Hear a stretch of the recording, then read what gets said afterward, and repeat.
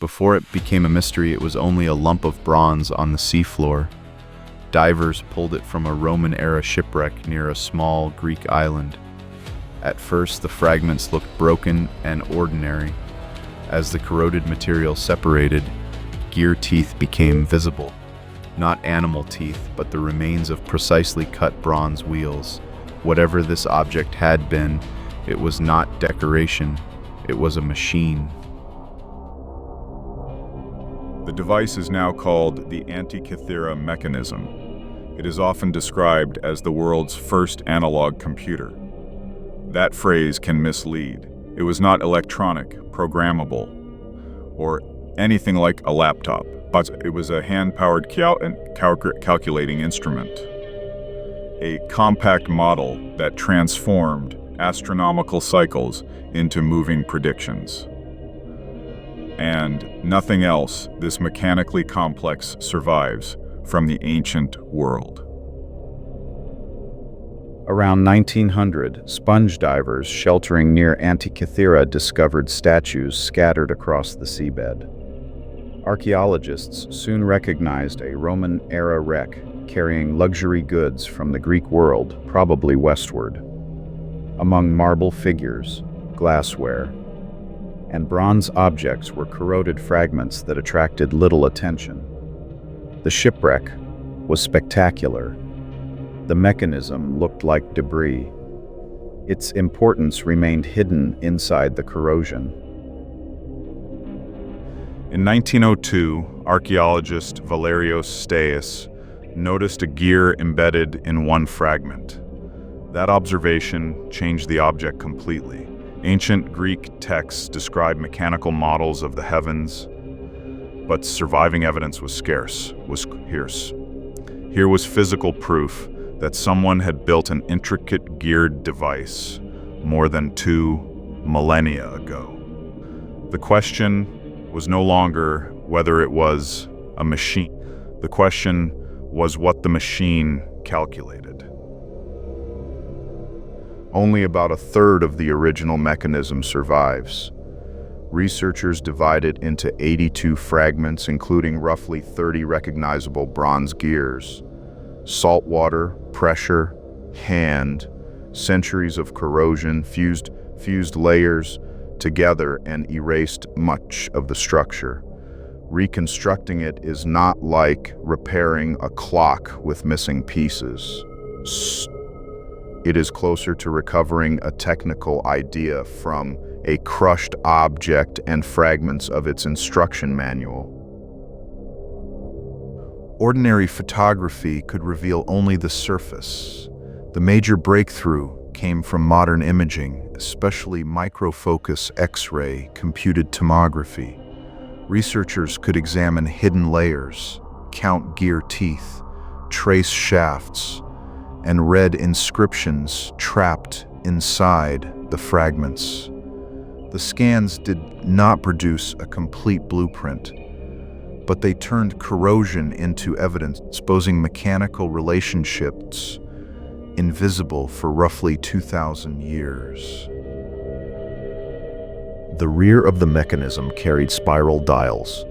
One represented the Metonic cycle, 235 lunar months fitting closely into 19 solar years. Another followed the Saros cycle, a period of just over 18 years in which eclipse patterns repeat. By turning a handle, a user could move through time and identify months when a solar or lunar eclipse was considered possible. The eclipse dial contained small written clues. These indicated whether an eclipse was lunar or solar and included characteristics such as timing. This did not mean the machine predicted every local observation with modern precision. It encoded a repeating astronomical cycle known from Babylonian astronomy and expressed it through Greek geometry and mechanical design. Knowledge from different traditions had been compressed into bronze. A simple gear train could show an average lunar cycle, but the moon does not appear to travel at a perfectly uniform speed. The mechanism included an ingenious pin and slot arrangement that varied the moon's motion as the gears turned. It also displayed lunar phase. A small sphere could rotate between dark and light, linking the moon's position in the zodiac to the phase seen in the sky. The front face appears to carry a calendar and zodiac display. Inscriptions describe the Sun, Moon, and the 5 planets known in antiquity: Mercury, Venus, Mars, Jupiter, and Saturn. The surviving evidence strongly supports an astronomical display, but the exact lost gearing at the front remains disputed. Every reconstruction must distinguish what survives from what engineers infer.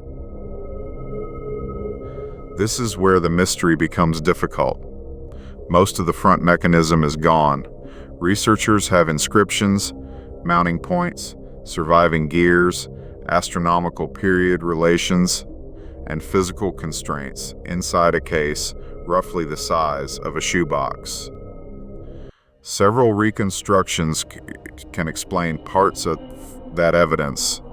None can simply be declared the original.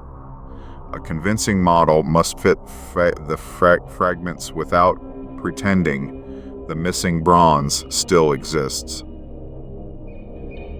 In 2021, a University College London team presented a new computational model of the front display. Their design used nested rings and compact epicyclic gearing to represent the ancient Greek cosmos. It matched inscriptions and surviving mechanical clues while fitting inside the available depth. The team proposed a system of 69 gears in total.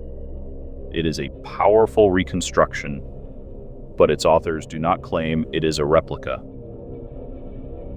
That distinction is essential. The back dials, lunar gearing, inscriptions, and many tooth counts are grounded in surviving evidence. Parts of the planetary solution system are theoretical solutions constrained by that evidence. A reconstruction can prove that an arrangement is mechanically possible. It cannot prove that every lost gear had exactly that form. The mechanism rewards curiosity, but it also demands intellectual restraint. No signature identifies the maker. Scholars have debated where it was built and which astronomical tradition shaped it. Rhodes is often discussed because it was a major center of astronomy and engineering, but the mechanism's origin is not settled. What is clear is that its maker needed advanced astronomical tables, geometric models, metalworking skill, and the ability to coordinate dozens of interacting parts. The mechanism is sometimes presented as an object that should not exist. That is the wrong lesson. It does not violate history, it expands it. Premise. Ancient Greek science inherited observations and cycles from earlier cultures, developed mathematical models and supported skilled craftspeople. The surprise comes from the gap in our surviving evidence, not from supernatural technology. We underestimated the past because so little of its machinery survived. Bronze was valuable. Old objects could be melted and reused. Complex instruments were fragile, and the knowledge required to maintain them could disappear with workshops and patrons. The Antikythera Mechanism survived because a ship sank and sealed its broken cargo underwater. Its preservation was an accident. The absence of similar machines may tell us less about what existed than about what history failed to keep. Its exact purpose is still debated. It may have demonstrated the structure of the cosmos, calculated calendrical and astronomical events, supported education, or served several roles at once. It even included a cycle associated with major games such as the Olympics. This was not merely a clock. It connected celestial patterns, civic calendars, and human events inside one coordinated display.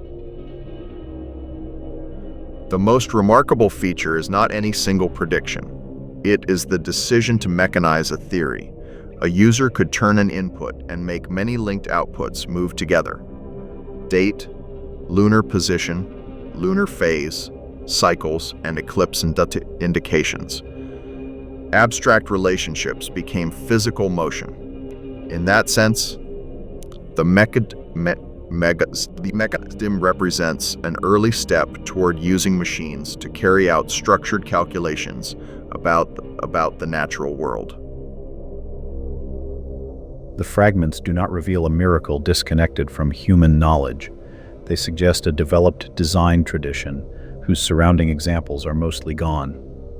Someone understood how to choose astronomical cycles, convert them into gear ratios, manufacture the parts, write operating instructions, and assemble the system. That points toward predecessors, teachers, workshops, and prototypes that have left almost no trace. The Antikythera Mechanism changed history, not because it arrived from the future, but because it survived from the past. Its gears show that ancient engineering could be more ambitious than the record once allowed us to imagine. One damaged machine crossed 2,000 years by accident, and it leaves us with a larger mystery. How many other inventions disappeared because no shipwreck preserved them?